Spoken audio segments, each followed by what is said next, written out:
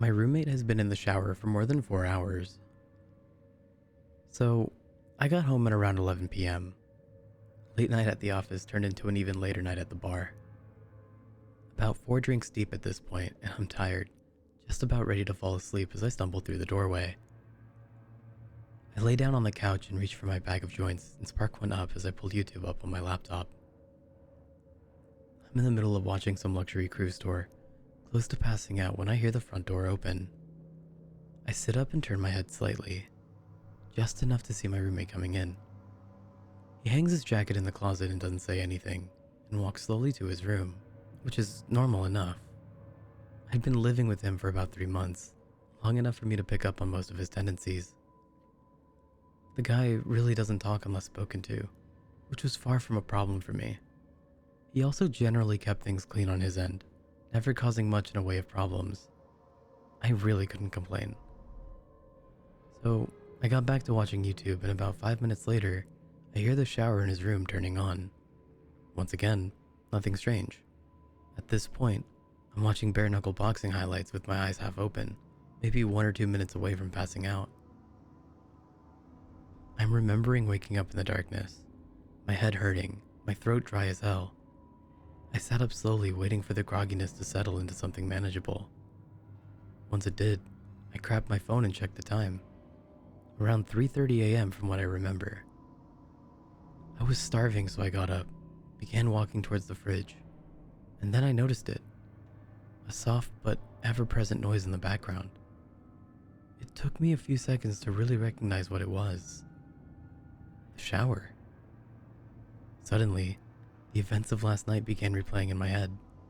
Drinking at the bar, Ubering home, laptop, couch, my roommate coming home, the shower turning on. I stood there for a while, trying to make sense of it. Maybe he went to bed and forgot to turn it off. I shook my head. There's no way that happened, I thought. Maybe he slipped and fell. Realizing the implications of this, I rushed towards his room but found his bathroom door locked. I began pounding on it. "Hey man, are you alright?" No response. I considered kicking the door down but decided to call 911 before I did that. I took my phone out, preparing to dial when I noticed that I had an unread text. One from my roommate. "Hey man, I couldn't sleep so I went over to my girlfriend's place. Not sure when I'll be back. Sent 2 hours ago." I look at the bathroom door, then back down at my phone. Everything about this was wrong. First of all, my roommate barely texts me, and certainly never to tell me when he's going out. Second of all, I know for a fact that he's single and has been for a while. And third of all, who the fuck was in the shower then?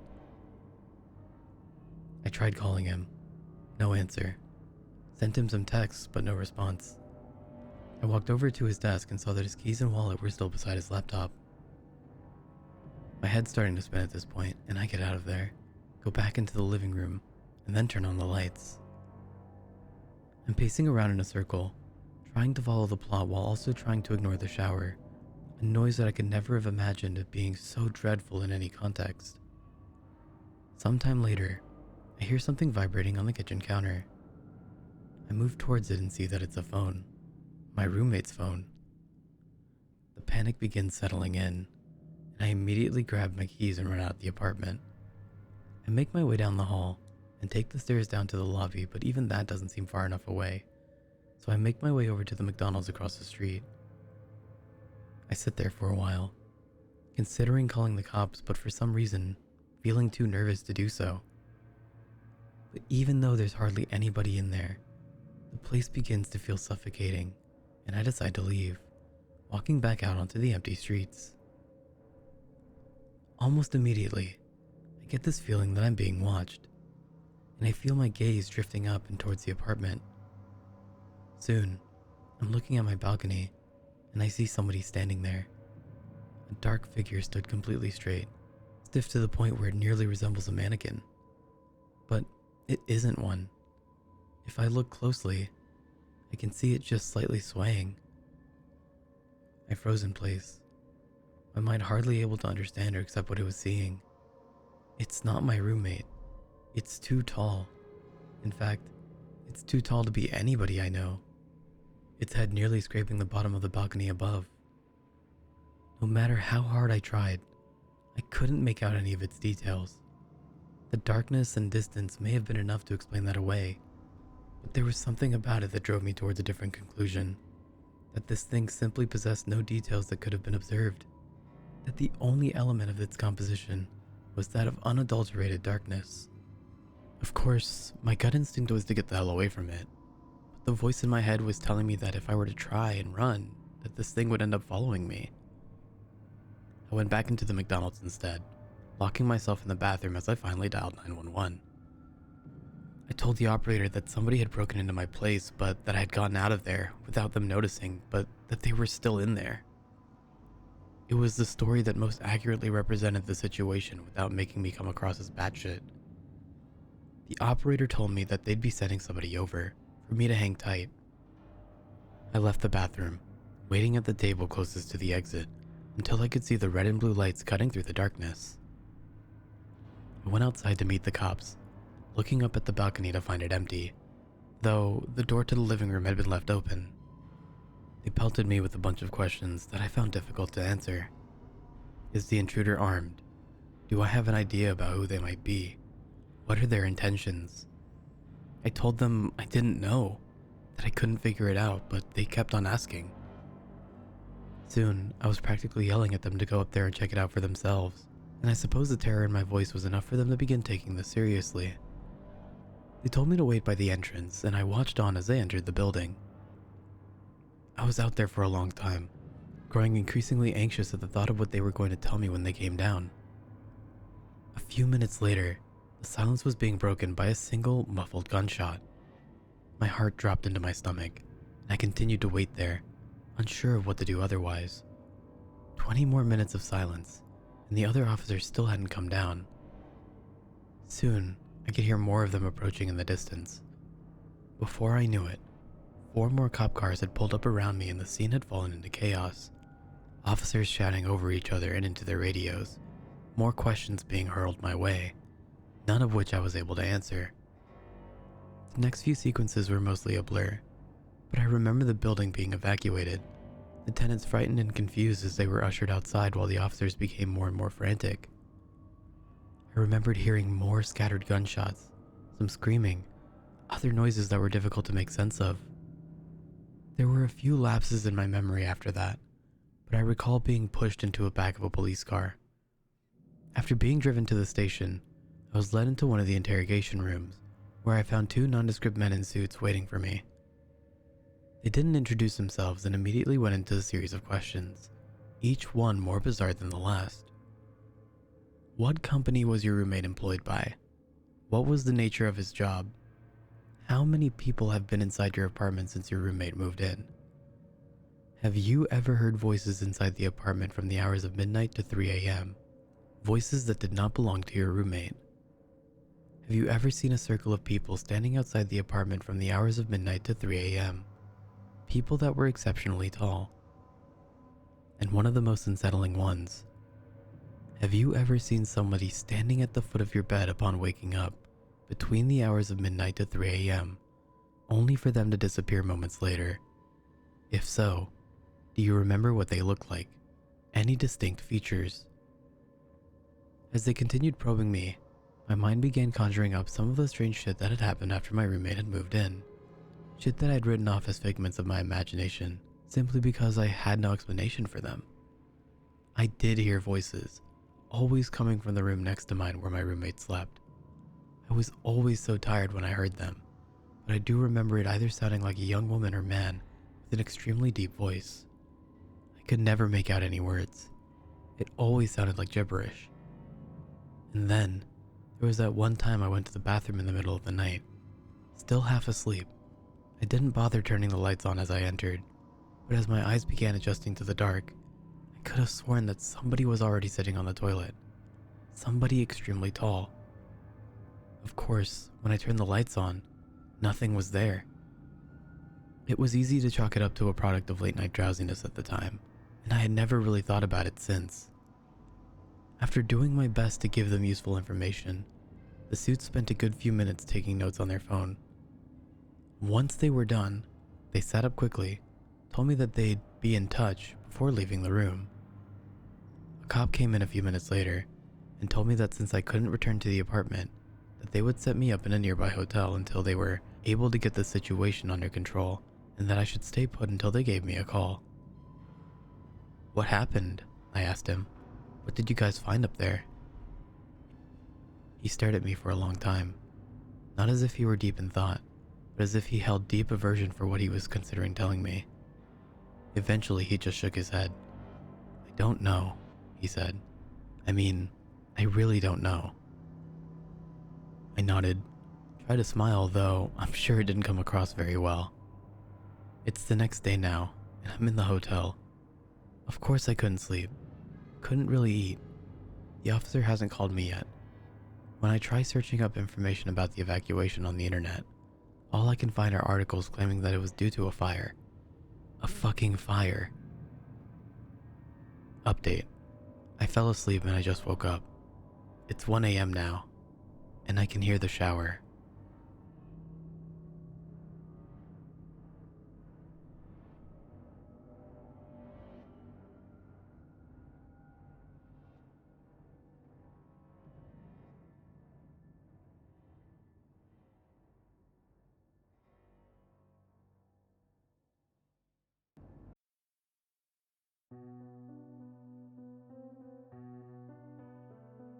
We had just moved into a little ranch house in the suburbs.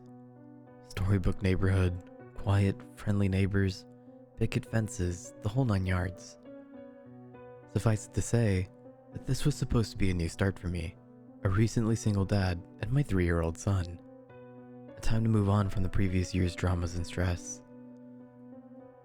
I viewed the thunderstorm as a metaphor for this fresh start. One last show of theatrics before the dirt and grime of the past would be washed away. My son loved it anyway, even with the power out. It was the first big storm he'd ever seen.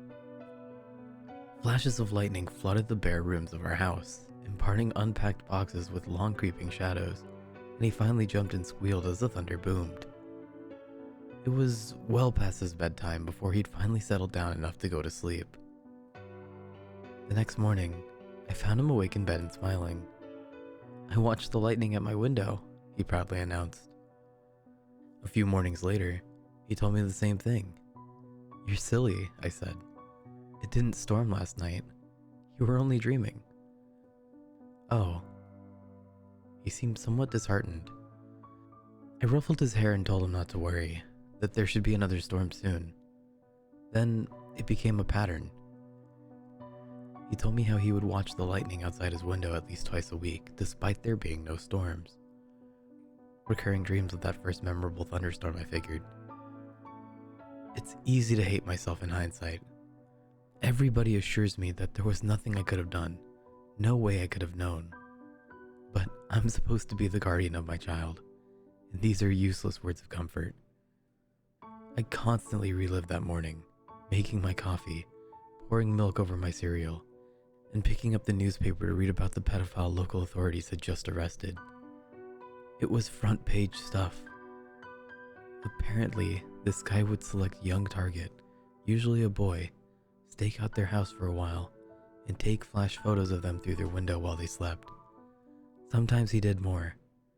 My stomach sank as the connection was made. At the time, it was merely something from a child's imagination. In retrospect, it is the scariest thing I've ever heard. About a week before the predator was caught, my son came up to me in his pajamas. "Guess what?" he asked. "What?" "No more lightning at my window." I played along. "Oh, that's nice. It finally died down, huh?"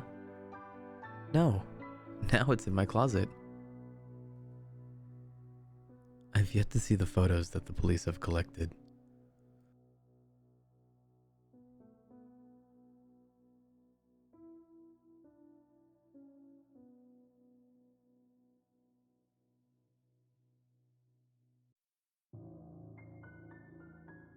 Alone. You never have thought of the concept alone before, But as you are in bed, unable to sleep, your mind starts to wander. You think about what you did or what you're going to do tomorrow. Then you start to think about darker subjects, subjects you wish you had never thought of. You wonder if you are the only one in your house awake at this hour. You wonder if you are the only one awake in your room. Right there, you hear small and subtle creaks in your kitchen. Right away, you pass it off as the wind. But then you hear it again. This time, you know it can't be. I mean, just a second ago, there was no wind but a breeze. Maybe you're imagining it. Yeah, it has to be that. I mean, no one else is awake and you're certain you locked the door. Minutes seem like hours and you hear the creak again. But this time, it seems closer. How could it? Your imagination and mind are playing tricks. I mean, you live in a good neighborhood. There's never any crime here. Your thoughts are cut off mid-sentence as you hear the noise which seems to be just out your door. Without hesitation, you throw your heavy comforter over your head to protect you. You're breaking out in a cold sweat, thinking over and over again, there's nothing here. Then, you hear the small, somewhat non-existent creak of your door. The sound rips through your mind for what seems like hours. You want to check, but if you do, you can meet face to face with someone or something. So, you just shut your eyes as tight as you can, trying as hard as you can to just go to sleep. Just leave this nightmare. Hours go by without a single noise. Your heartbeat is slowing and down. You start to think how stupid you were to think something was there.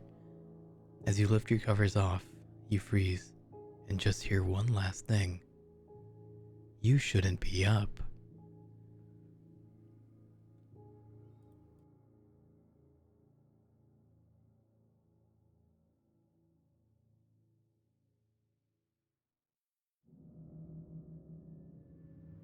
I must have been 6 or 7 when I lived in Lebanon.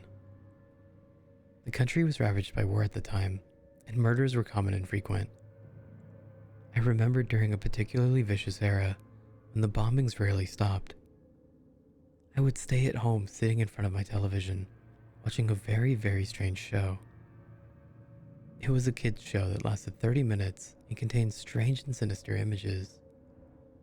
To this day, I believe it was a thinly veiled attempt on the part of the media to use scare tactics to keep kids in place, because the moral of every episode revolved around very uptight ideologies.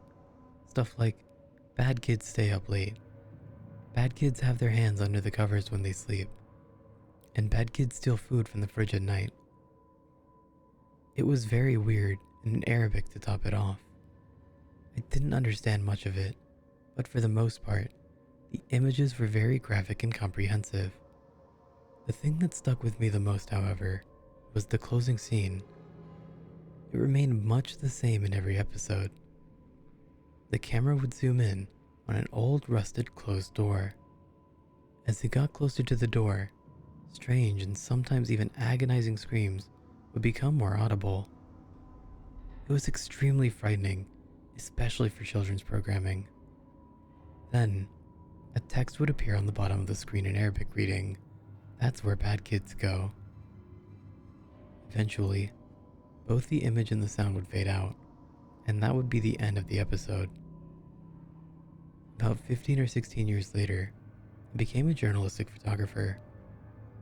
That show had been in my mind all my life, popping up in my thoughts sporadically. Eventually, I'd had enough and decided to go do some research. I finally managed to uncover the location of the studio where much of the channel's programming had been recorded. Upon further research and eventually traveling on site, I found out it was now desolate and had been abandoned after the big war ended. I entered the building with my camera. It was burnt out from the inside. Either a fire had broken out or someone wanted to incinerate all of the wooden furniture. After a few hours of cautiously making my way into the studio and snapping pictures, I found an isolated out-of-the-way room. After having to break through a few old locks and managing to break the heavy door open, I remained frozen in the doorway for several long minutes. Traces of blood, feces, and tiny bone fragments laid scattered across the floor. It was a small room and an extremely morbid scene. What truly frightened me, though, what made me turn away and never want to come back, was the bolted caged microphone hanging from the roof in the middle of the room.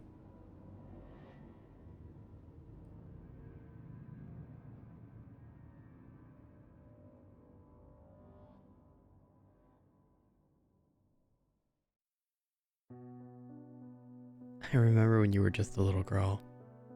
Your mother and I tried our best to give you a home where you couldn't get hurt, since we lived in a bit of a shady part of town. When you were just a toddler, you would always follow me around the house with that cute little smile of yours, showing me that you still loved me, even after what I had done to the family. Maybe you didn't know that I divorced your mother and took custody of you because of your undeveloped brain. No, a child naturally loves his or her mother more, right? Anyways, remember that time at Jack's 10th birthday, when you accidentally tripped and fell face first into the large cake? You were so embarrassed and you felt so sorry, but everyone was laughing. Not at you, but with you. I washed your face off, but then you started crying. You asked me why you were such a mess up. I told you that you were just 9 and still making some mistakes, but mistakes help make you a good person. You countered my question almost instantly with another. How does falling into a cake make me a better person? We both snickered and moved on, but you asking me why you thought you were a mess up surprised me, but I let it go. Do you remember visiting your uncle for the first time and seeing your slightly older cousins? You were so shy in front of them, it was actually adorable. They saw you by a tree in the front yard and tried to get you to play, but you just hid behind it. It looked like you were about to cry. I'll tell you, it took ages for you to break out of your shell and play with them, but it was worth it.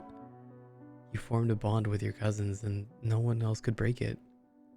I guess that's the thing about you.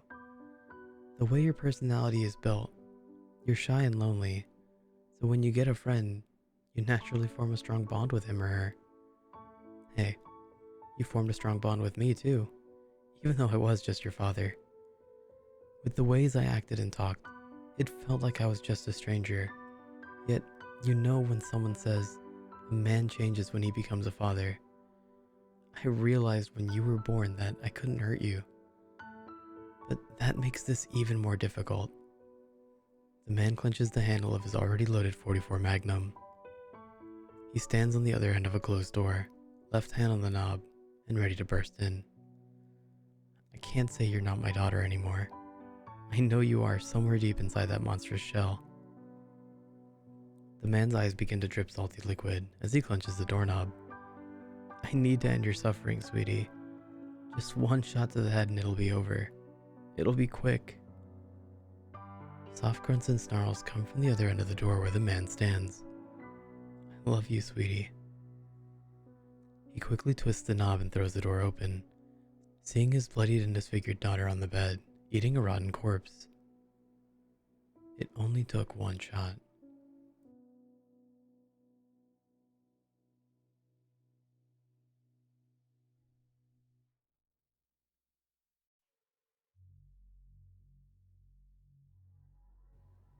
Eyes cannot open. I'll first state that in nearly every dream I have, I am more than capable of simply opening my eyes at any time during the dream and forcing myself awake. I rarely do this, but when I do, the results are instant and usually satisfactory. I'll also explain the term false awakening. This is when you wake from a single dream into another dream. This can be confusing. Now, as my nightmare began, I was inside of a school and had just left it. My boyfriend was with me, and we were walking and joking around. We proceeded apace and the school began to disappear, us being in a different setting. This being a dream, and in fact, a dream that I could believe was lucid, I could easily handle this. What I could not handle was what soon happened after. While I was in the new setting, which was simply a suburban town, my boyfriend ceased to exist and I simply walked along, being oblivious to his absence. This was intentional, but I feel like I began losing control of the dream at this point. I was hit by a sudden feeling of great danger, and my chest was hit with a great pain. This passed after a few seconds, though I feel that I may or may not have had control afterwards. Some thought or being told me in words that I was currently dreaming. I already knew this and I accepted it. They continued to say that in real life, I was currently in an ambulance and being carried to the hospital for a heart attack. I was told that if I woke up, I would die from a heart attack instantly. I believed this entirely, for it was my mind telling me it was so, and my mind saw fit to believe it. The only issue was, when I die in a dream, I wake up. My nightmare so began to attempt to kill me. Trees swirled and I felt the pain as they tore my arm open, crashing by. I fled, and I could only control parts of my dream. That was the part I was intensely focused on. I manipulated the dream. I tried to make it better, but I couldn't leave it. I believed, and still do in a way, that if I had woken up, I would die. I feared death more than anything at all. The dream went further. Suddenly, I was watching people I know being killed by frightful things. Fire sprouted from nothingness, and I caught a flame only to be put out by my mind. A flood was parallel to me, crashing through the buildings and was about to hit me and kill me. I couldn't let myself die. If I died, I would die. So I ran, and I manipulated the dream further. A tornado began to chase me, then a second one. I managed to deal with one, but the second one hit me as I began screaming as the pain went over my body, and I truly felt the pain. I was thrown into the air and slammed into a house, my limbs being torn from my body, and my body breaking as I died. I then experienced what was the scariest moment of my life, and that of which I remember so clearly, even now. As I awoke from the dream, having died, I didn't wake into my room. I experienced a false awakening and awoke inside of an ambulance. My chest was burning, and I was trying to scream, but I couldn't make a sound. I was in so much pain, and I feared dying so badly. Everything I saw was a tinted dark red, and black dots began to appear over my vision and widen. I was terrified. I still am. My thoughts of that dream were not about me. They were about my boyfriend. I suppose he must have liked that, though I've never told it to him. I awoke from that dream with my chest hurting into real life. My heart was beating rapidly.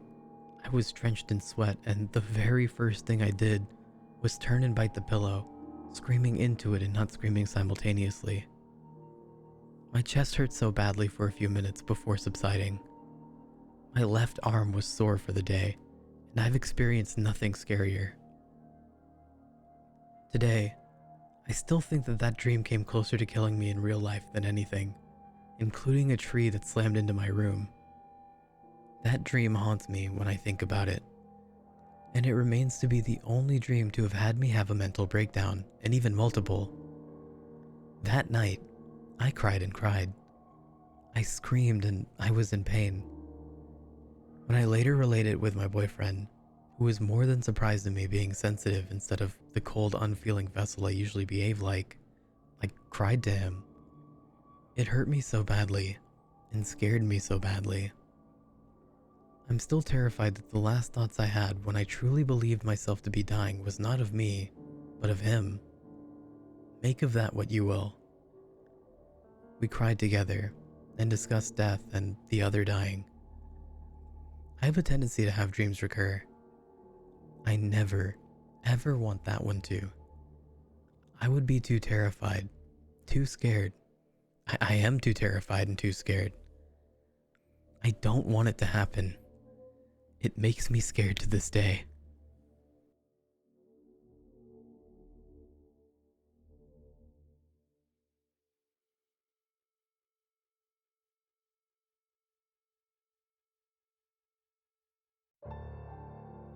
I cannot tell you where it all began. I have always been plagued by sleep paralysis. I have somewhat learned to deal with it, to recognize it for what it was and wait it out. It always begins with the need to yawn or speak, but my mouth is shut tight. I then try to sit bolt upright, but my arms and body are clamped down to the bed. Sometimes my eyes are open. Sometimes I see things. Seeing things is always frightening. Tall, inhuman shadows that glare at me, grinning, slender clawed hands stretching until I fully wake up. Then there are times when I awake underneath my bed sheets. I feel the weight of the things as they kneel on my chest atop the sheets, pinning me down until I can fully wake up and can move again. This is normal sleep paralysis. I have read that some people around the world have similar experiences. The horrific sights, the pressure on the chest of the victim, it's all in the mind of the sleeper. All a more intense version of a nightmare. Although terrifying, I've learned to deal with them. The only thing is, I couldn't find anything written about voices. The things talk to me. Doors are made for opening. When they whisper to me, it's all they say. I'd never thought too much about it. They were just my nightmares. In hindsight, I wish I had paid more attention to the things. They did not always kneel on me. They did not always talk to me, but they did not always open my wardrobes and cupboards either. The first few times I awoke normally, just to find my wardrobes and cupboards open. I assumed I'd left them that way when I went to bed. The past 4 days, however, I have hardly slept. Fighting insomnia the first night, I lay in semi-darkness. That night, the wardrobe doors swung violently open in front of me, and I remained frozen in fear until the sun came up. The second night, I had tried and failed to sleep downstairs. Lying there, I heard the wardrobe doors fly open once more above me. I had flicked the lights on and stood in my living room. Images of ghosts or draughts or poltergeists, or even minor earthquakes wrestling for my attention. You must realize, over the years, I've learned to separate my sleep paralysis episodes and understand them to be nightmares and nothing more. You mustn't judge me, but as I stood there in my living room, awake, I understood more than I ever wished to. Doors are made for opening. The harsh whisper is so close to me. It was only when I reached my hotel room later that night, after running from my house, that I discovered it. I have no idea when it was drawn, just a few lines.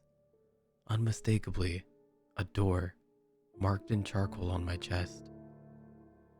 I tried to wash it off, but the stain remained, and it's still there.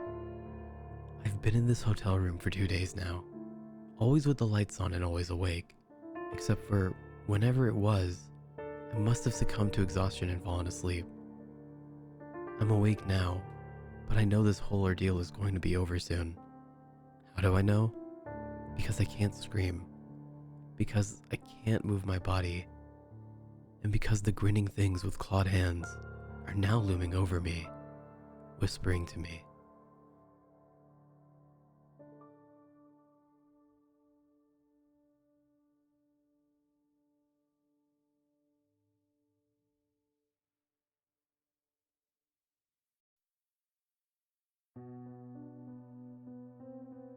Sometime during the third consecutive night spent huddled over the toilet, insides heaving and shuddering as I vomit forth seemingly everything I'd ever eaten, I realize what's happening. He's trying to poison me. It's all so elegant, so perfect, so clear, that I almost laugh.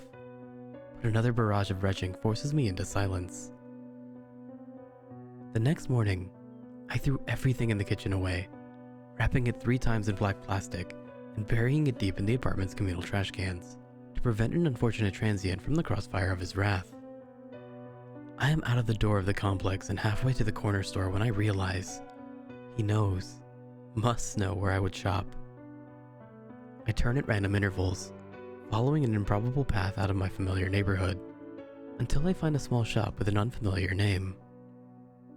Once inside, I hurriedly fill a small plastic basket. Brands that I had never eaten before, strange tins of ethnic ingredients I don't recognize, foods that I'd never thought of buying, soy milk, tofu. I can feel my stomach reborn in anticipation of an untainted meal. I prepare the meal in a fog of nervous anticipation, trying to focus on savoring the aromas and the grease-spitting sounds of the frying pan. It tastes clean, but then so has every other meal before this. I try to tell myself that the mounting pain inside of me is simple fear and anxiety, but before the stroke of midnight, I am again crouched in the dingy bathroom, surrendering the day's work into the porcelain mouth of the sewer. The next day, I pack up the remaining food and dispose of it with the same care. I eat out that day, layering debt onto the last of my credit cards at restaurants on the opposite side of town. He is more clever than I could ever imagine, and I am awash in despair as I spend another sleepless night gagging and sobbing on the tile floor. I imagine the algorithm, the perfect predictive model at his disposal, brilliantly charting my every move across the city. Every time I thought I outwitted him, I was willingly walking into his web. I buy a candy bar from a vending machine in a theater and hold it close like a talisman. When I get home, I filled a bath a few inches deep with rust-colored water and hold the little plastic wrap bundle beneath the water and squeeze. A thin, almost invisible stream of bubbles picks out the point where a foreign object had pierced through the protective layer. Through the haze of piercing hunger, I convince myself to try just one bite and to take the chance. It's a gamble that I do not win. In the small hours of the morning, as I press my fists into my empty protesting belly, I imagine the legion of his followers sliding silently through the restaurants and produce aisles of my life, slipping hypodermic needles into carefully selected packages of food. They are ruining and corrupting at his whim, surgical and efficient, before vanishing into the throng of the city at my approach. They will always be one step ahead of me until I learn to think in new ways, to chart new cognitive pathways, and turn the game back upon him. So, I tell myself, this is what I must do.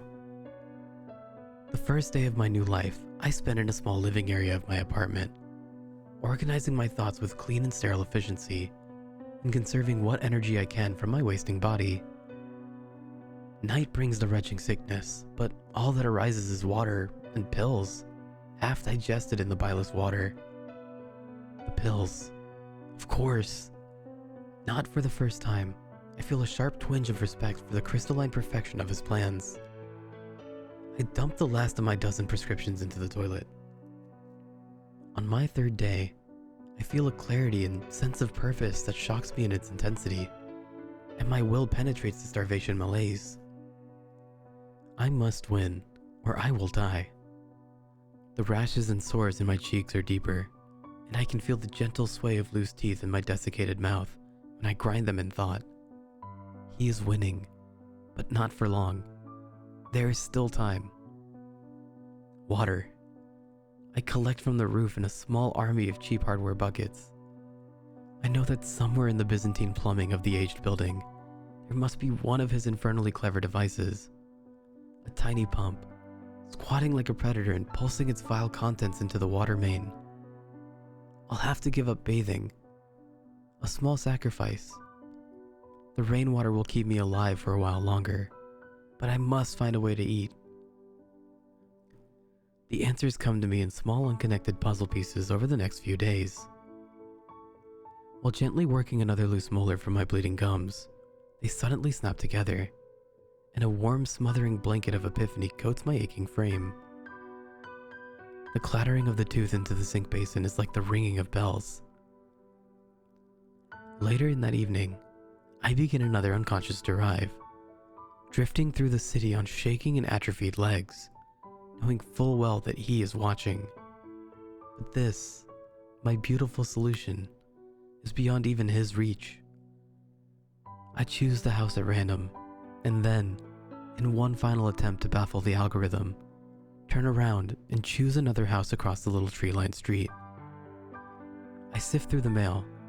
It's a small sample size, but enough to confirm the most necessary of facts. A single occupant. The poor man is surprised to have a visitor at all, and his face contorts with fear as I force my way inside. I am flooded with guilt and regret as I push him to the floor and strike him quickly with the crowbar I pull from the folds of my jacket. No, I must steel myself. This is his fault. He has brought us to this, and this poor man is just another of his victims.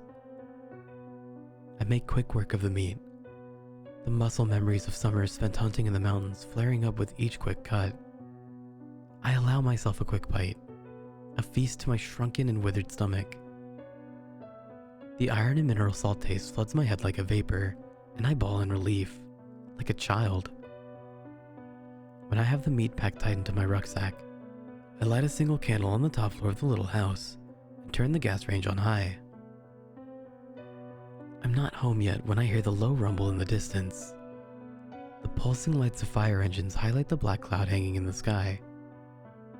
For the first time in more than a month, I sleep well, my body rapidly healing as pure, untainted nutrients penetrate my cells. I am not yet well, but after a few more meals, I will be ready once more to fight him. I know I can't beat him now. I know the algorithm can only predict the actions of my past self, bound by the laws and morals of the old world. That world is dead. I am a free man.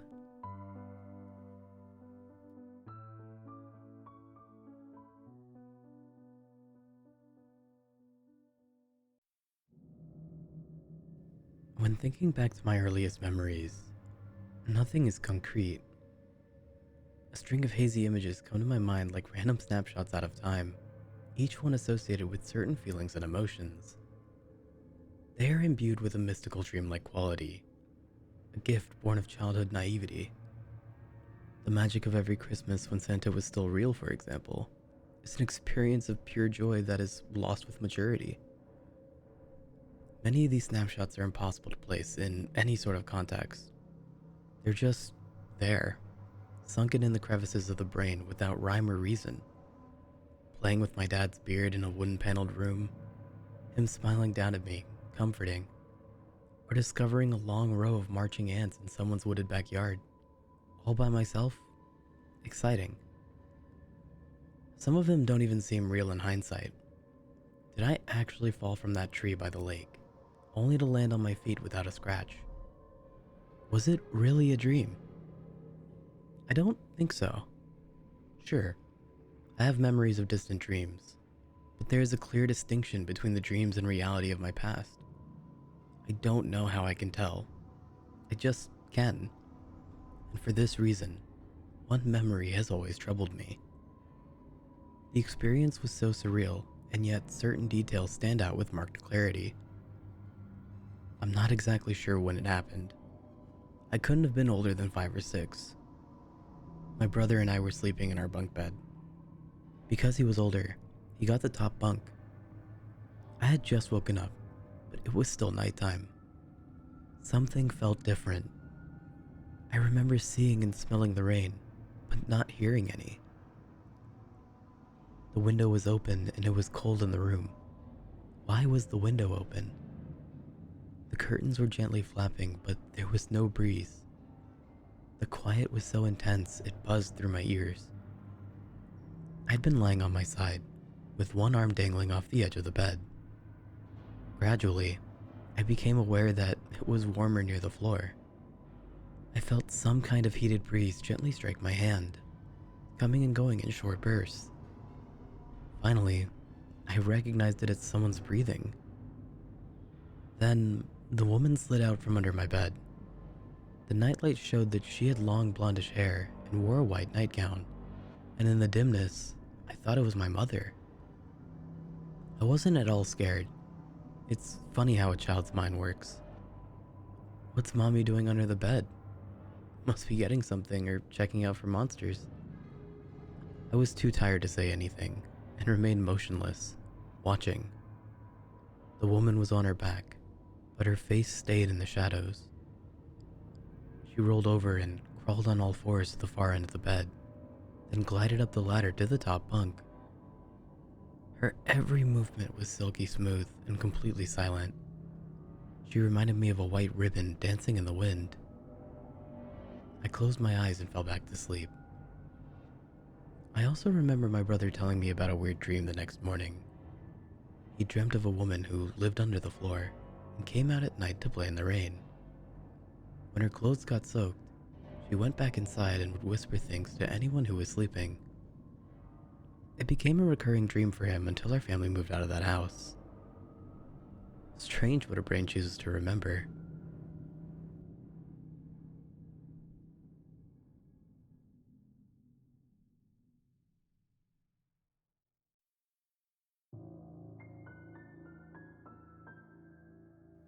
When I got the first one, I was literally seconds away from stepping onto a plane when a call from unknown blared from my cell phone.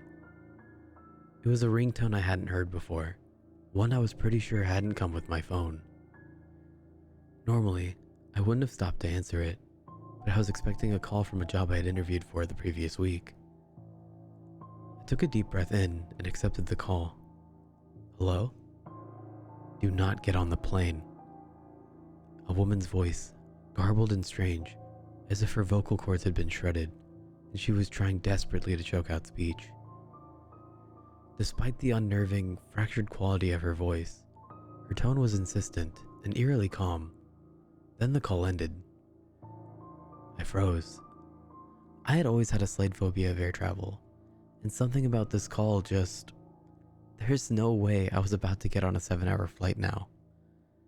I turned around and headed towards the food court. I'd just get another flight later in the afternoon, I figured. I watched from the airport Starbucks 3 hours later as every TV in the terminal lit up with the crash footage of the plane that I should have been on. No survivors. Not a single one.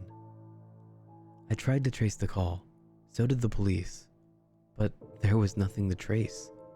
There was no evidence my phone had ever received a call around that time. They analyzed phone records, incoming and outgoing communications to my phone. Nothing.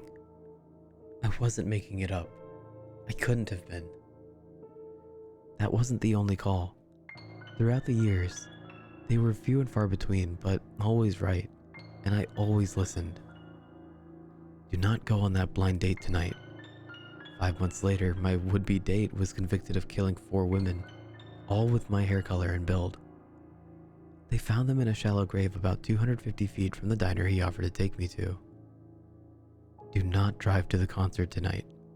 18-wheeler lost control and plowed into the line of cars. Every driver crushed, every driver killed, in the stretch of freeway that I would have been driving down. No matter if I got a new phone, if I moved across the country, the calls would still come.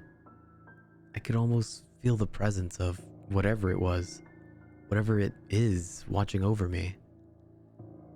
I imagined being at the bottom of a freezing ocean, still trapped in my coach section plane seat, or being in the mass grave from the diner, or watching an 18-wheeler skidding toward my car, knowing death was imminent, and I'd get this tightness in my chest. I'd think about how thin that line was, how close I'd gotten. If I hadn't had a job interview I was waiting to hear back from, I'd never have listened to the call in the first place, and that would be it for me. It always felt like something was coming for me, but there was always this fractured, warped voice, with these calls that never seemed to exist after I heard them. Self-destructing warning signals rotting away before my eyes, and I was alive. I had a bad feeling about this cruise. I had planned it as a girls' week out with some of my old friends from college. I was looking forward to a week in the tropics in the dead of winter. But part of me could almost sense that the call was coming. Maybe I'd watched Titanic one too many times, but there was a little nagging fear from the start. I hoped it would be fine, but I knew that if something was going to happen, I'd get the call. I'd know. Now, a week before I'm set to go on the cruise, after stepping into my apartment after returning from dinner with a friend, I noticed that my cell had a message from unknown. They've never had to leave a message before. I haven't checked it all night. Damn it. And I had really wanted to go on that cruise too. Ah well. Not worth whatever horrific fate awaited me in the cold dark ocean. I click play message and feel my stomach drop as I listen to the voice, sounding horrifically distorted, as if it emanates from a throat slashed to ribbons, crackling with more urgency than ever before. I look around my apartment as the voice on the phone repeats the same phrase over and over again. Do not come home after dinner tonight. Do not come home after dinner tonight. Do not come home after dinner tonight.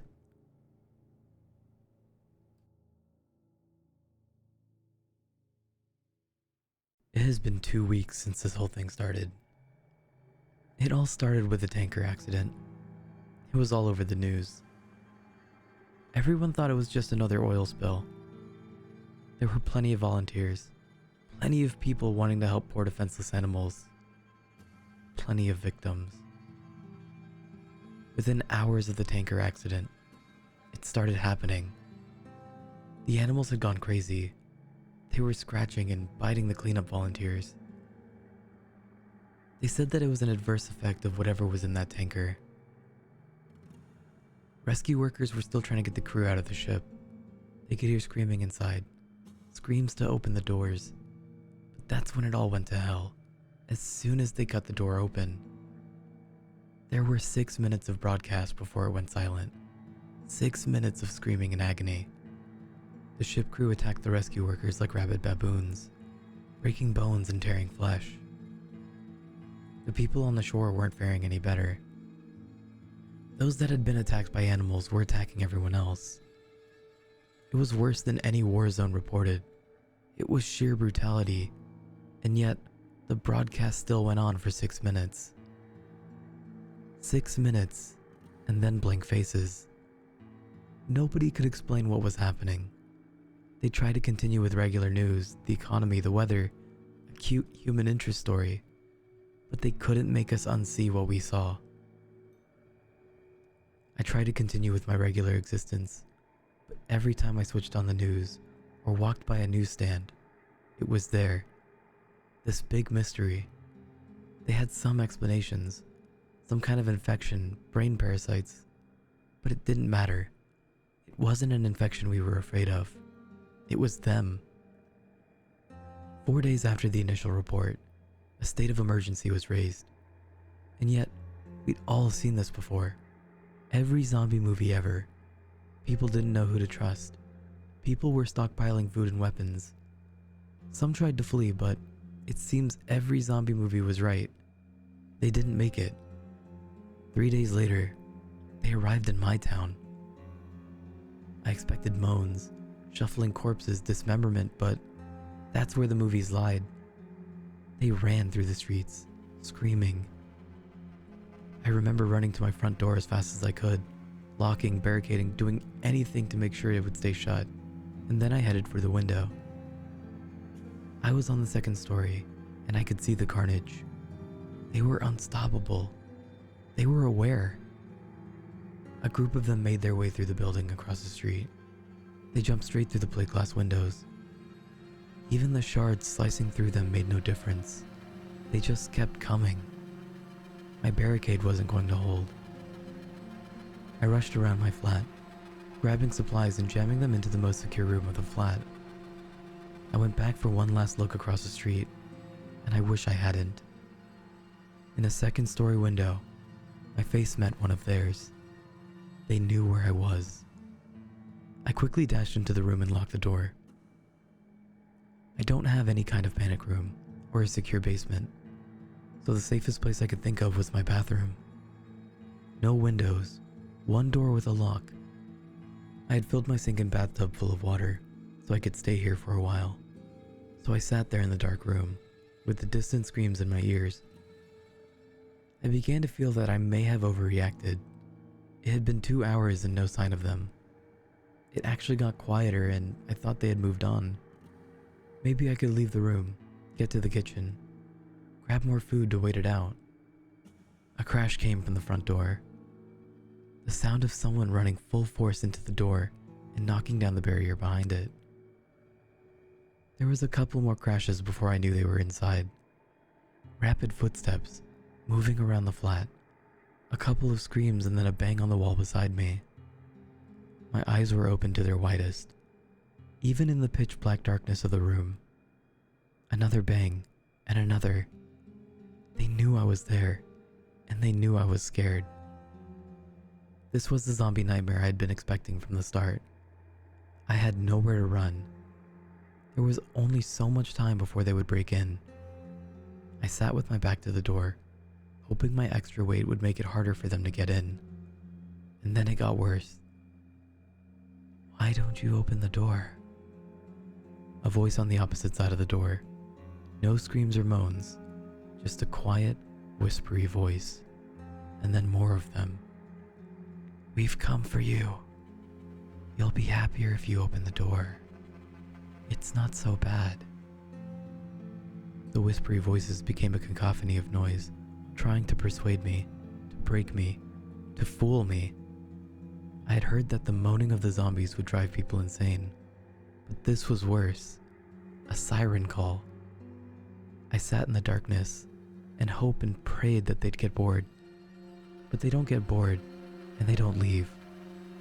I managed to use the mirror to peek under the door, only to be greeted by horrible unblinking eyes, blood-smeared faces, screams, and more horrible whispers. That was 2 days ago.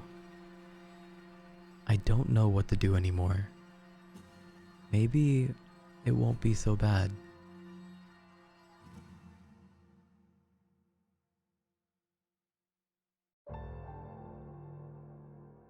Sirens blared through the still night sky. In a haze of flashing red lights, I slowly opened my eyes, thoroughly confused about what was going on. I was in my car, the windscreen in front of me shattered to bits, my head throbbing something awful. I looked beside me and there she was, knocked unconscious, or worse, dead. It all came back to me in a flash. The missteer, the car smashing into the side of the building. I tried to remember what I attempted to avoid, which caused the fatal swerve, but my mind drew a blank. Ambulances had already arrived at the scene. There was a couple of paramedics prying the passenger side door loose, pulling her out and placing her onto a gurney. I stumbled out of the car myself, relatively uninjured by the crash. Besides the headache, I didn't seem to have any other major injuries. She was rushed to a nearby ambulance in a haze of frantic EMT activity and general medical mumbo-jumbo.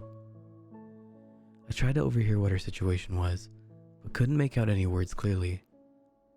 I realized my ears were ringing, probably part of the headache. In a confused daze, I automatically climbed into the back of the ambulance with her. Fighting every throbbing cell in my brain, I attempted to shout few words of encouragement to her unconscious body. The paramedics probably just assumed we were together, having been in the same vehicle, and didn't seem to object to me tagging along. In fact, they barely seemed to care that I was in for the ride. Reaching the hospital set off another array of frenzied actions. Hospital staff appeared from nowhere at the ambulance door and whisked her away through the swinging metal doors before I had a chance to stumble out and onto the sidewalk. Catching up, I saw her being wheeled into a room to the left of the waiting area and rushed in after the group of nurses surrounding her stretcher. Another vague exchange of medical jargon between an ER doctor and his nurses, and from nowhere, an ominous-looking device I understood to be a defibrillator emerged. The doctor moved swiftly, and before they had the chance to clear the room of people, namely me, he vaselined the cold metal plates and zapped her. Nothing. He repeated the action 3 more times before she spurted suddenly to life. At that moment, all the stress in the world seemed to be lifted off my shoulders. She was alive. All this time, I was more or less sure she would have been, but there was always that little voice talking to me in the back of my head saying she's gone. She opened her eyes slowly amidst hacking and coughing. Eventually, they met my relief-drenched gaze. In that moment, my feeling of euphoria vanished. Something about the way she looked at me broke my heart. Why? I don't know. A single tear escaped her eye and rolled down her cheek. And that's when the doctor turned and walked right through me.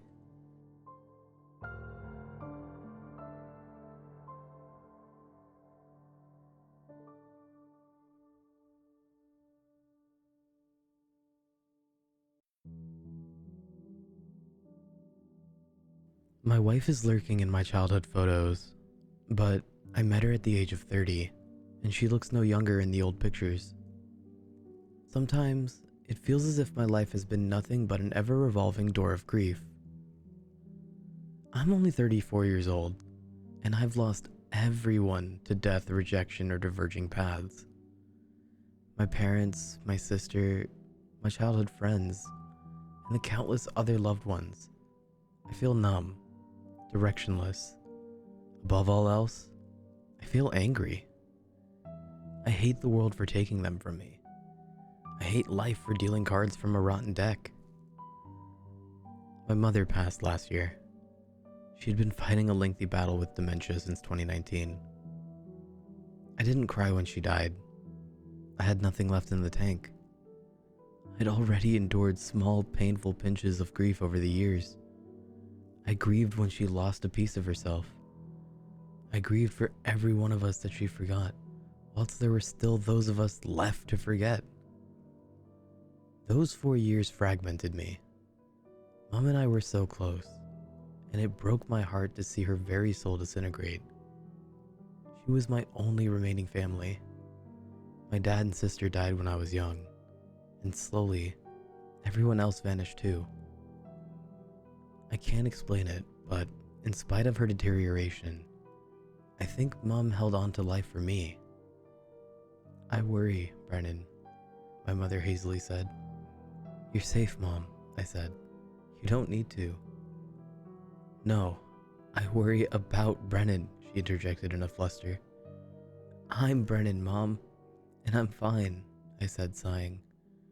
"I worry," she absent-mindedly whispered. When my mother died in February of 2023, I was left with one person in the entire world, Olivia. I counted my blessings to have a darling wife who would always be by my side, until I realized how terribly true that might be. Whilst I was cleaning out my mother's attic, I found a box of photo albums, dust-coated antiques that I'd never seen before. Too many painful memories, perhaps, but a tinge of warmth spread through my body as I eagerly flicked through the pages. A fuzzy, forgotten feeling. I remembered being happy as a child. I was surrounded by family and friends. I lovingly tore through the pages, and I was moments away from shouting for my wife to come up to the attic. But then, I noticed something bizarre. Olivia was standing in the back of a photo. It was a picture of a day at the zoo with my parents and my sister, through metal bars, at the opposite side of the lion enclosure. I could see my wife standing there. Someone I didn't know as a child, but it was her. There was no doubt about that. Distinctive black hair, fair complexion, and a petite physique. She wore a thin, knowing smile that seemed unbefitting of her, or any version of Olivia that I've seen before. My stomach gurgled nervously, but I smiled and laughed it off. "Uncanny," I whispered to myself. "Obviously, it couldn't have been her," I told myself. "We're the same age, and she would have been a child at the time. It's just a doppelganger." I carried on flicking through the pages, and then a lump formed at the surface of my throat. My wife appeared again. This time, it was a photo of our family's Christmas gathering in a restaurant. And outside the window, beneath a smoky shelter, a solitary figure stood and watched us. It was Olivia, or a woman who, yet again, looked identical to my 33-year-old wife. Once is nothing. Twice is a coincidence, I muttered uncertainly. I frantically tore through the photo album, as sweat collected in thick icy trails on my colorless cheeks. Olivia was in every photo, and she looked no different from the present day. The same woman, always lurking somewhere in the background, discreetly watching, ever wearing that foul grin. My heart thumped fitfully. This was no longer an oddity, a funny peculiarity. It was unsettling enough to see evidence of a person stalking my family, but a person who hadn't aged in 33 years? It was sinister. It defied everything my logical brain knew to be true. I found myself trembling in terror and clawing at my hair. I had stopped turning pages. After seeing my wife skulking in dozens of pictures, I hadn't the stomach to continue, but I couldn't tear my eyes off the page before me. It was a picture captioned, "Yummy Cake, Brennan's 10th birthday party." I was still sitting in the back garden on an overcast day. A decadent chocolate cake sat on my lap. My jubilant friends and family surrounded me. I was midway through blowing out 10 candles, and the flames leaned away from my pursed lips. There she was again, hiding in a photo from the year 2000. Olivia would have been 10 years old, just like me, and yet the camera told another tale. This time, my fully grown wife cowered behind the short fence at the rear of our property, but the top of her head peered into our garden, and I could distinguish her distinctive black hair. Her eyes were bloodshot and thirsty. She was, perhaps most hauntingly, eyeing the camera. It felt as if she could see me in the attic. "You're losing your mind, Brennan. This isn't real. It's all in your..." A sudden wisp of wind extinguished the attic light. My body shivered uncontrollably, and I found myself wrestling with an undeniable thought. It sounded like lips blowing air. Trying to steady my breathing, I anxiously patted the floor of the blackened attic. I wish I wouldn't leave my phone in stupid places, I thought. I wanted to leave, but I didn't trust myself to maneuver through my mother's cluttered attic in the dark. And then my fingers brushed over a familiar smooth surface.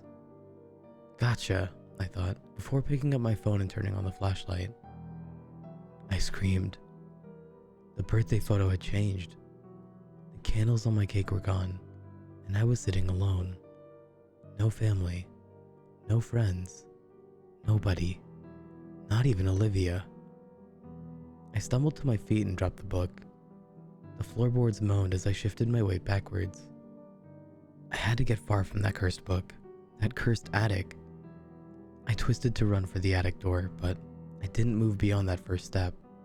My torchlight illuminated something horrifying. Poking her head through the attic opening, Olivia smiled at me. Her eyes mirrored those in the numerous photographs I had just seen. Her pupils seemed darker, wider. Red veins painted the corners, and her eyes rippled ever so slightly as if they were not really eyes at all. I don't know what happened to the woman I married, but that wasn't who eyed me from the attic door. She was a horror, some rabid mouse that had soundlessly slithered up the stairs and the ladder. My wife giggled. "I'll eat you from the inside out." And then the woman plummeted through the attic door, disappearing from sight. Thinking only of escaping, I lunged for the open door, but something seized my ankle, chaining me to the attic. I spun to face my shackle, and my mouth parted in wordless terror. From the open page of the photo album, Olivia's twisted arm and face had emerged. She offered a toothy grin and unhinged eyes as she attempted to pull me into the picture. Vile bile, so rich, and with our consummation, it becomes complete. I cried in agony as I was dragged to hell by the thing I had loved for 3 years. A hellish demon I had believed to be my wife, but it seemed that I truly had no one left. Nothing but a cancerous tumor clinging to my very essence. It was draining the last of my pain, the last of my suffering. I closed my eyes and thought of my loved ones, the loved ones I was certain I would shortly see again. As the terrifying demonic limb pulled my leg into the photo album, I prepared to meet whatever fate awaited. All of that anger, the years spent in a perpetual psychological nightmare, for nothing. I visualized my mother's smiling face, and a calmness swept through my mind. "I worry about Brennan," she said. I I started to fib before deciding to unburden the weight on my chest. No, I'm not fine, Mom, but I will be. Suddenly, the hissing ceased. All sound ceased.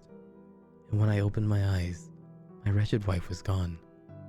My ankle was no longer merging with the laminated plastic, but it throbbed painfully. The bottom of my trouser leg bore claw-shaped tears, and it was stained with fresh blood. To be certain that the entity had vanished, I cast my phone light onto the book, and the picture of my 10th birthday had returned to normal. I wasn't alone. I was surrounded by friends and family. Nothing could destroy that memory in my mind, but I shuddered as I turned the pages of the book. My smiling wife is still lurking in the photographs. I fled the house and I haven't looked back. It's been a year, and I don't fear the memories anymore.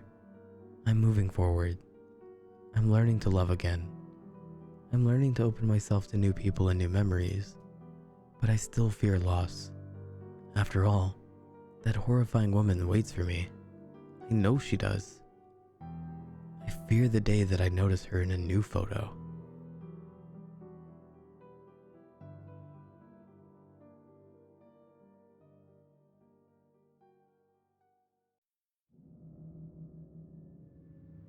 Ruby, crimson, scarlet, the color of fire, of passion, of pain. Red. How I love it. It was beautiful. The boldness, the warmth of the color stirred something deep inside me. It whispered to the very core of my being. Dark, seductive, velvet promises of unrivaled pain and pleasure. It made me feel alive, but it was so rarely found pure and untouched. Red. Its essence, I could only behold it in fleeting glimpses. It always vanished before I could really appreciate that loveliness. Blossoms wilted, makeup faded, and the garments of passers-by were never the right shade. I hungered for something deeper, richer than those glimpses of beauty. It was then that something occurred to me. The color of fire, of passion, of anger, of pain. It was also the color of blood. Once that idea took hold of me, you can be sure it did not relinquish its hold easily. Blood was everywhere. Whole rivers of it pulsing through the veins of billions of people around me. I had enough to paint the whole bleak, dull world red. I started my first a year ago, I believe. I remember thinking her skin would make a wonderful canvas. Smooth and pale, and it did. Skin is so boring, so neutral and flat. So I took her to a narrow winding street that led to a dead end, offering to walk her home as it had gotten very late. And I reached my handle into the pocket and closed my trembling fingers around the handle of the blade that I'd sharpened earlier. I painted her red that night, she and I both. I felt a strange rush of something akin to euphoria, dragging the sharp, gleaming steel across the soft white surface, and watched it come alive in red. I drew back and cut again and again, in long sweeping curves. Back, torso, shoulders, hips, stomach, wrists, thighs. It was even better than I had imagined. Rich, flowing crimson poured out of every gash I'd made, and splashed onto my hands, my knife, my clothes, the street. No one heard her screams, just as no one heard my delighted laughter, as I sliced open her neck in one clean movement, and watched as the last lovely red poured out, warming and gushing into the street, into the dark, deserted street, as the last spark of light in her eyes went out. I stayed for a while, with her still warm corpse in my arms, relishing the fresh, glistening color and smiling gently. I knew then that I would do this again, without the slightest hint of remorse. She had been just like everyone else, plain and unnoticed. I'd made her beautiful.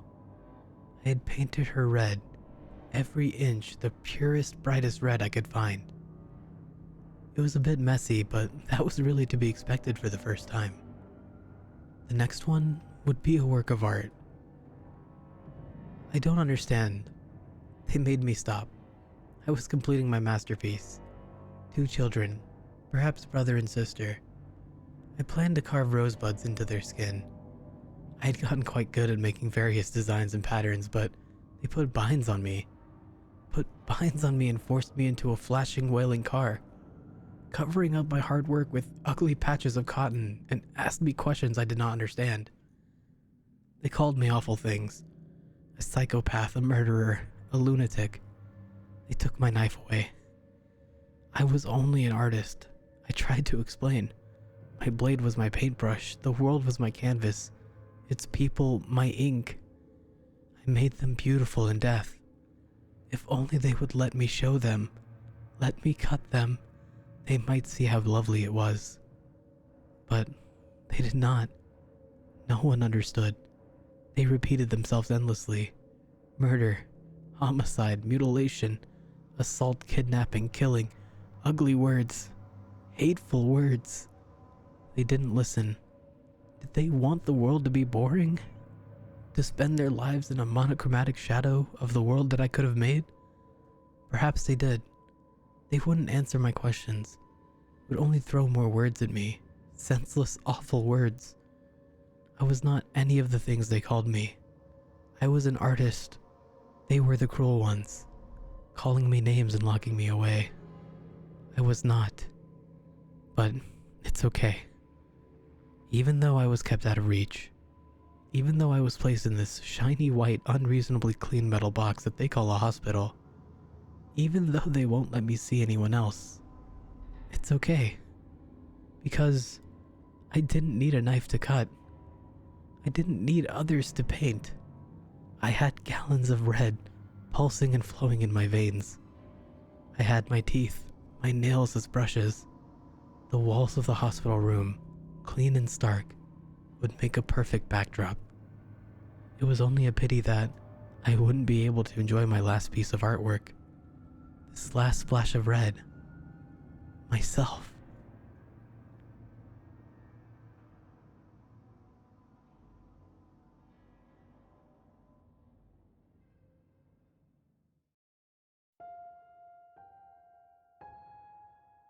When I was in college, I developed a bad habit. No, not alcohol or drugs. Something far tamer than those. I developed a habit of sleeping in class. You see, it seemed as though every class I had fell right after a meal. Breakfast, then comp sci, lunch, then general biology, dinner, then statistics. As a result, I tended to drift off as the professors lectured. However, it was an incident that occurred during the last class that finally broke me out of the habit for good. Most of my classes were held in lecture halls at the Science Center, a large multi-storied concrete building with little in the way of decor. From the outside, it looked more like a parking garage or a penitentiary than an educational facility. Inside wasn't much better. A drab, featureless interior, full of the same bland concrete walls and dull fluorescent lighting. Only a small area on the 3rd floor dedicated to offices for the various staff had anything that added color to the place. One evening, after a meal from the student union, I sat in the back row of my statistics course, feeling the tug of my eyelids as my professor droned on down in the front row of the auditorium, and my stomach digested my dinner. You never notice yourself going to sleep unless you're actively fighting it, and I was not one to wage war on myself, so it wasn't long before I was out, chin in my hands, pen dangling from my fingertips, hunched over a notebook full of scribbles. It wasn't unusual for the teacher to notice when someone was snoozing in the middle of a lecture. Half the time it seemed like they didn't care. They're not paid to wake you up after all. If you're not paying attention, they're not going to suffer a pay cut when you flunk out. But some still take a moment to call your name, try to snap you out of it. So when I heard my name being called in the middle of sleep's dark embrace, I quickly snapped to attention and responded, "Yes?" My face got really hot, anticipating the laughter of the other students, but the moment quickly faded as I realized that I was sitting alone in a dark and empty classroom. Looking at my watch, I realized that I'd actually managed to doze off through the entire hour and then some. and it was already past 9 o'clock. Nobody had bothered to wake me, either as a joke or just out of sheer obliviousness. Then I sat there wondering, who called my name? I could still hear the voice in my head, leaving me to wonder if maybe it had been a dream. But then the voice came again. It was low, echoing in the empty room, clearly not my imagination. The auditorium was dark, but I could still make out much of the interior and the empty seats from the smidgen of yellow light that came in through one of the exits, especially from my position at the top of the back row. "Hello?" I called out into the empty blackness. Several steps down and to my left, something shuffled, moving along the row of seats. I couldn't see it, but from the sound of it, it seemed to be coming in my direction. Instinctively, my heart started racing and I stood up, fumbling in the dark to find my books and to get out of there. My pen fell off the floor and rolled off the edge of the level I was on, and for the briefest moment, I had the insane thought that I needed to go get it. But then the shuffling stopped and the room went quiet, and I stood frozen in my spot, holding my breath and feeling my heart beating in my ears.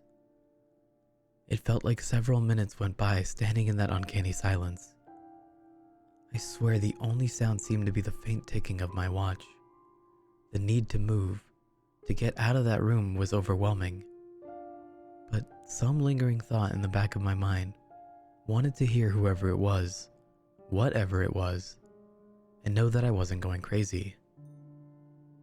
It obliged, finally breaking the silence by calling out my name again.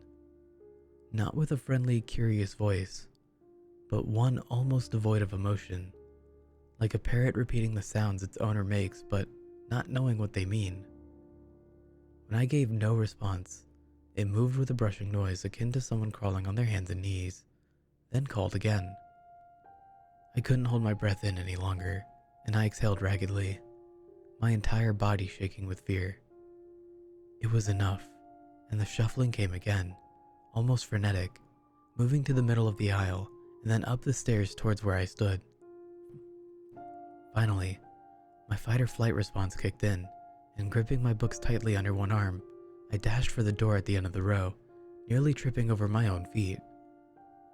Looking back over my shoulder, the room was still incredibly dark, but there was enough contrast between the shadows and the objects that I could just make out the form of whatever it was coming up and around the edge of the desks.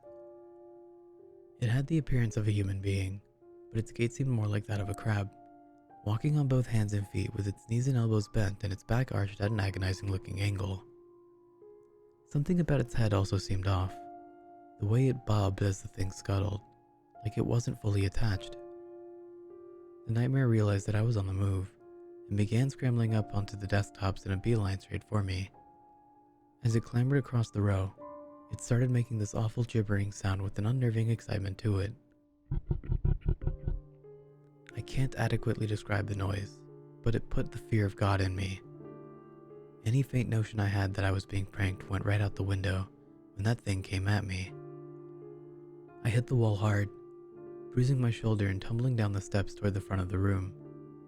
Through sheer determination, I managed to keep myself on my feet and tore out of the classroom without looking back. Nobody was in the hall. In fact, nobody seemed to be in that part of the building at all. And why would they be? There weren't any classes that late at night, and all the offices and study areas were 2 stories up. The exit to the building was dark, almost as dark as the lecture hall, but I didn't care. I bolted out into the crisp night air, startling several people who were walking past, and didn't stop running until I made it back to my dormitory, where I hid in my room with the lights on, door locked, and shades drawn until my roommates returned. So, what was it? I don't really know. My strongest suspicion is based on a story that I learned later while talking about the incident with a grad student who had been studying at the school for years. According to her, when the center was first being built, one of the construction workers paving the roof wasn't watching where he was going and stepped on a skylight that happened to be set over a stairwell. He plunged 3 stories, striking the railing several times and landing on his neck, killing him instantly. Whether that story is true or not, I can't be sure. I couldn't find any news articles about construction accidents, and none of the professors I'd asked could verify it. Nobody else had described experiencing anything like it either. I'll tell you though, after that, I didn't visit the science center after dark, and I sure as hell never fell asleep in class again.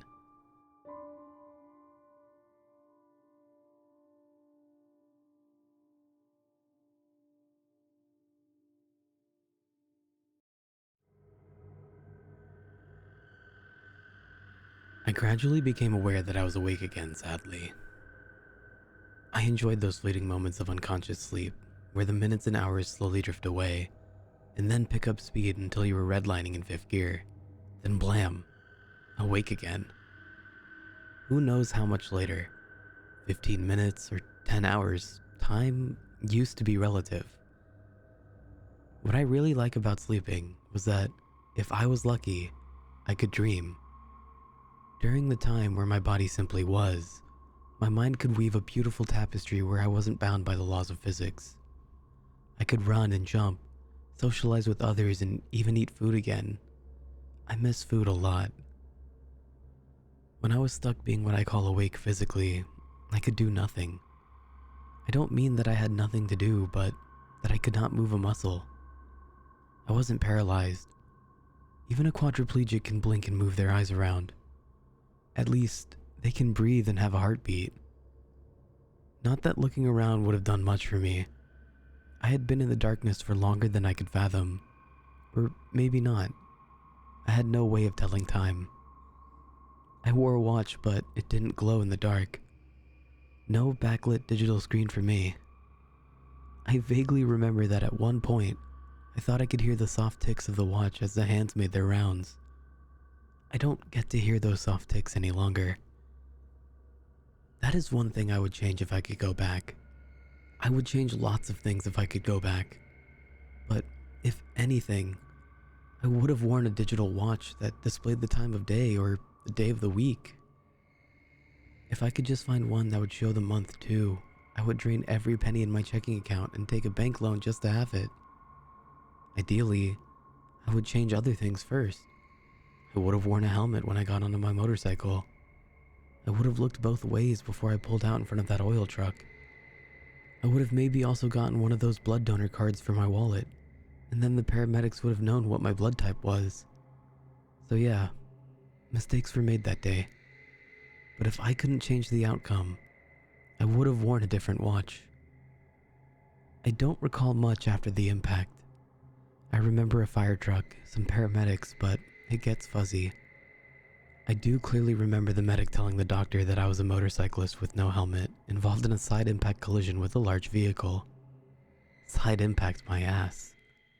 When an oil truck T-bones a bike in a 55, the truck runs your ass over. The doctor just shook his head and mumbled that us bikers were just organ donors anyways. I probably would have been one too if my insides weren't gelatin. There was a funeral. Somehow, it was an open casket, and I got to see who came and who didn't. Who cried and who just looked at me and shook their head. As much as I tried though, I couldn't move. I couldn't blink. All I could do was just be there with some vague consciousness that I was there and what was around me. Sadly, those were the good times. Things only got worse from there. My casket was closed and I never saw light again. I heard the thud of dirt as they covered my casket, and then I was completely alone, with nothing but the soft rhythmic clicking of my wristwatch to keep me company. Just me, my thoughts, and my wristwatch. I don't know how long I've been down here in this hole, but I really wish I'd worn a different watch.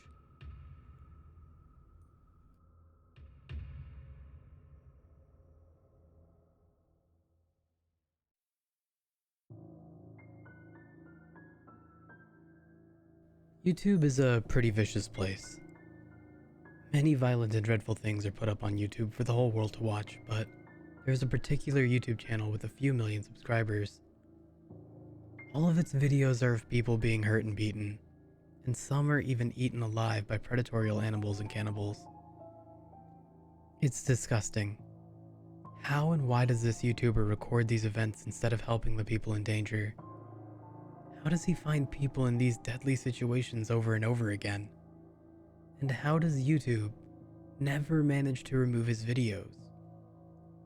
These questions have been circling in my mind ever since he touched my life. I must admit that I've watched many of his videos, but I am sure that some people have tried to charge him. He is clearly sadistic, but I would think that anyone would feel ashamed to gain so happily from other people's suffering. The weirdest part, though, is that some of the people he records survive through their trauma, and they end up in another video of his. If they continue to survive, then they get to be in more of his videos. So some people think that they're all actors and everything is planned. To me, though, something just doesn't sit right, especially considering what happened to me a couple of months ago. I live alone. One day, I was in my garage by myself, and something heavy dropped on my head. I was out for a couple of minutes. I went to the hospital and everything was fine. But when I went on YouTube the next day, there was a YouTube video with many views that featured me getting hit in the head by a hammer in my garage. Nobody was in the garage to record me, and I don't have any cameras in the house. It's not something that I would ever want on YouTube. It was that guy though, the one who puts up these videos. How the hell did he find me? Eventually, I encountered more and more dangerous accidents, but I was lucky enough to survive.